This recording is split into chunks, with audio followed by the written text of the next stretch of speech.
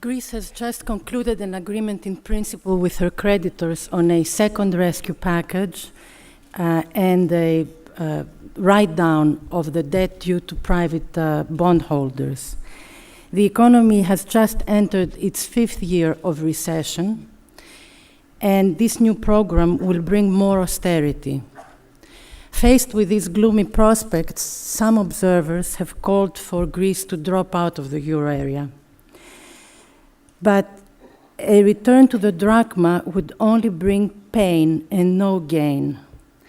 Greece is facing two big problems. The first problem is an unsustainable debt burden, and the second is an uncompetitive economy. Returning to the drachma would not resolve either problem. It would mean instant default because Greece's debt is denominated in euros, not in drachmas. And in terms of competitiveness, it would not resolve the problem because Greece's competitiveness problem does not reflect so much high wages in the private sector as regulatory practices that are an obstacle to competition and restrictive labor practices which will not be removed no matter how much the drachma gets devalued.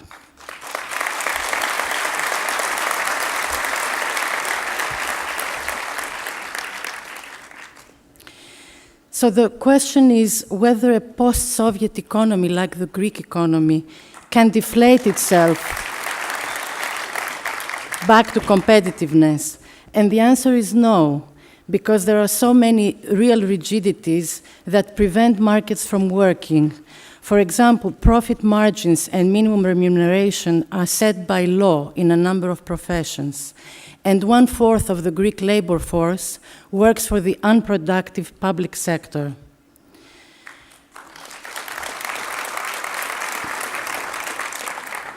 This is why the new program includes broad-based structural reforms intended to introduce flexibility in labor markets and intensify competition in goods and services markets. Actually, the program, if you read it, it reads like a blueprint for reforming a post-Soviet bloc economy circa 1990. It includes labor market reform, product market reform, administrative reform, and bank restructuring. All that is positive for medium-term competitiveness and growth, but the adjustment will be protracted and politically difficult. It took a long time for Greece to get into this mess, and it will take a long time for Greece to get out.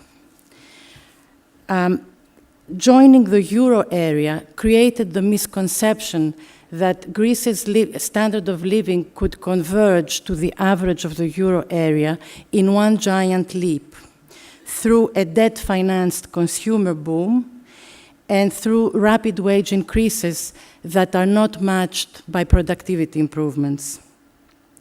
So inflation persistently remained above the euro area average, and resources moved from the internationally competitive sectors, which are price takers in international markets, to the increasingly lucrative sheltered sectors, such as construction and retail trade.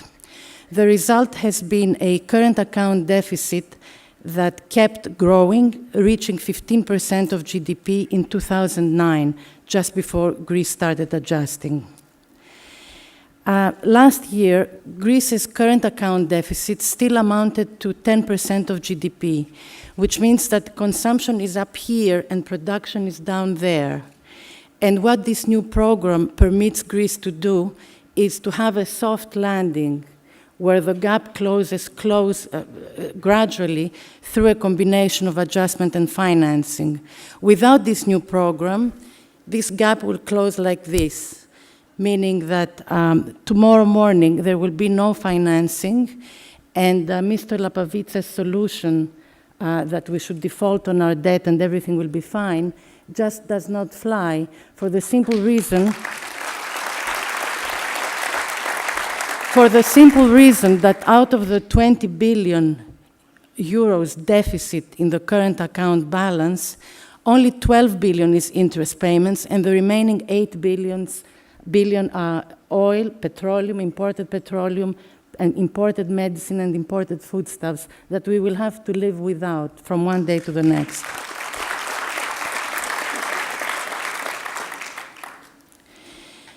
The point is that imbalances and distortions that have to do with the real economy can simply not addressed through monetary means.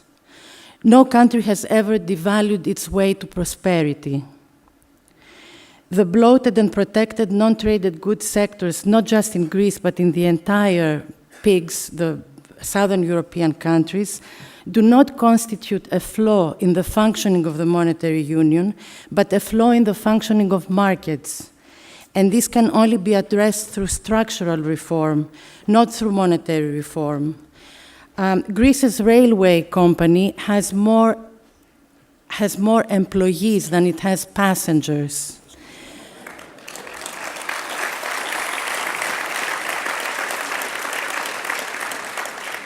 And this prompted former finance minister Stefanos Manos to say it would be cheaper to send people by taxi.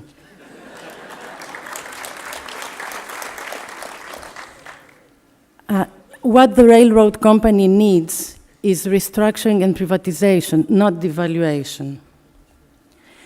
If I have a few more minutes, let me just address some of the points raised by the previous speakers.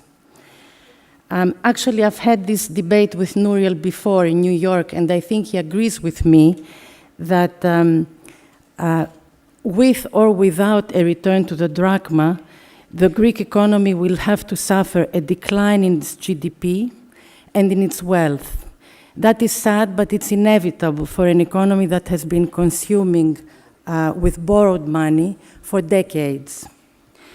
On the point made about Argentina, the rebound in Argentina after the default was not due so much to the devaluation that followed, but to the commodity boom.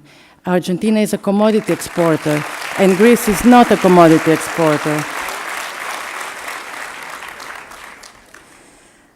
Nouriel also talked about the possible agreement on the extent of the devaluation, but what will be the anchor after that? Who will guarantee the purchasing power of the new drachma? The same political system that raised the budget deficit to 15% of GDP.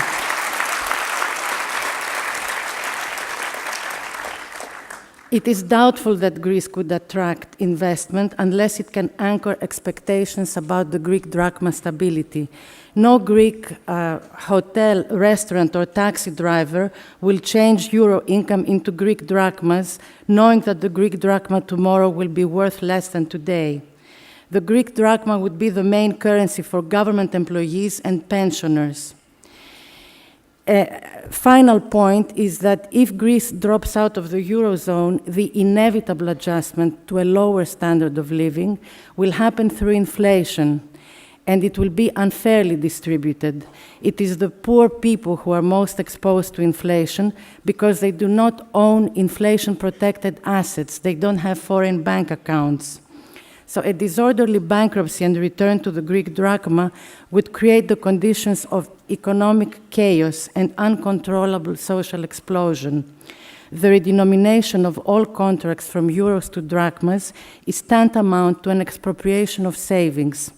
Debtors will benefit, including some media owners who are heavily indebted and have been very much against this second program.